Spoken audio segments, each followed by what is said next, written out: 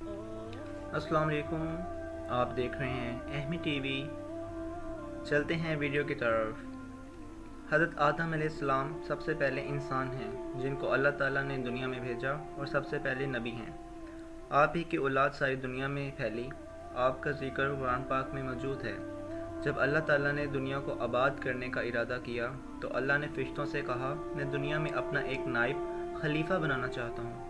फ़रिश्तों ने कहा, ए अल्लाह, तो दुनिया में ऐसे शख्स को नाइब बनाना चाहता है जो खराबियाँ करें और खून करता फिरे। हम तेरी तारीफ़ करने के साथ तेरी तस्बीह और पाकी बयान करते रहते हैं। अल्लाह ताला ने फरमाया, मैं वो बातें जानता हूँ जो तुम नहीं जानते। अल्लाह ताला ने हज़रत आदम अलैहिस्सलाम को सब चीज़ों के नाम सिखा दिए। फिर इनको फ़रिश्तों के सामने किया और फरमाया, अगर तुम सच्चे हो तो मुझे इनके नाम बताओ। इन्होंने कहा, तू पाक है, जितना इल्म तूने हमको बख्शा है इसके सिवा हम कुछ नहीं जानते। फिर अल्लाह ताला ने फ़रिश्तों को हुक्म दिया कि तुम आदम को सजदा करो, तो वो सब सजदे में गिर पड़े, मगर शैतान ने सजदा नहीं किया। इसका जिक्र पहले भी आया है। अल्लाह ताला ने हज़रत आदम अलैहिस्सलाम से कहा, तुम और तुम्हारी बीवी जन्नत में रहो और जहाँ से चाहो खाओ पियो, मगर एक ख़ास दरख्त के मुतालिक हज़रत आदम अलैहिस्सलाम को मना कर दिया कि इसके करीब भी ना जाना, वरना तुम भी ज़ालिमों में से हो जाओगे।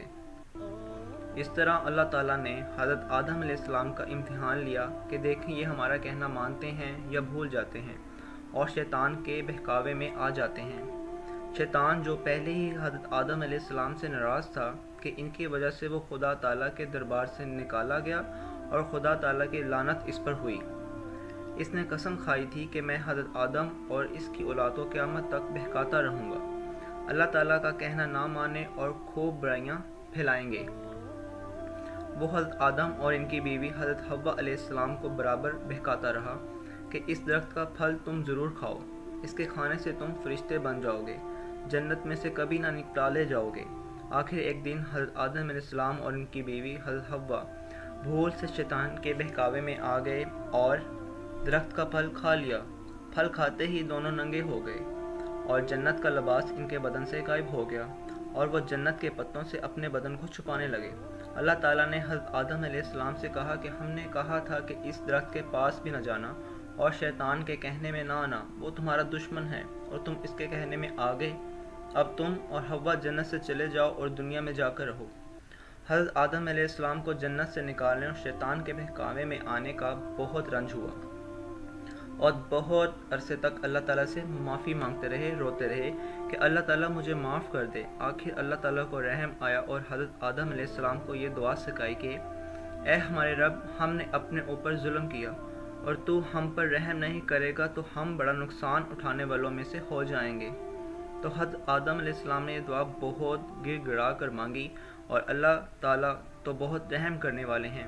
जब कोई बंदा गुनाह कर लेता है और सच्चे दिल से तौबा कर लेता है तो अल्लाह उसकी गुनाह करने की वजह से माफ़ी मांगने पर बहुत खुश होता है, तो वो माफ़ कर दिए जाते हैं।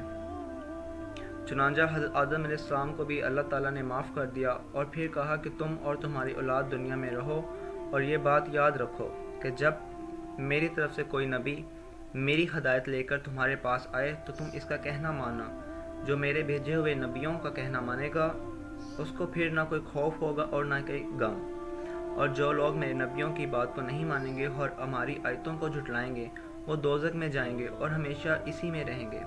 इसके बाद हज़रत आदम अलैहिस्सलाम और हज़रत हव्वा अलैहिस्सलाम दुनिया में रहने लगे और अल्लाह ताला की बहुत इबादत करने लगे। इनकी बहुत औलाद हुई और दुनिया में सब जगह आबाद होती रही। हज़रत आदम अलैहिस्सलाम अपनी औलाद को यही बात बताते रहे कि तुम कभी शैतान के बहकावे में न आना, वो हमारा दुश्मन है और हमको बुरी बात करने के लिए बहकाता रहेगा।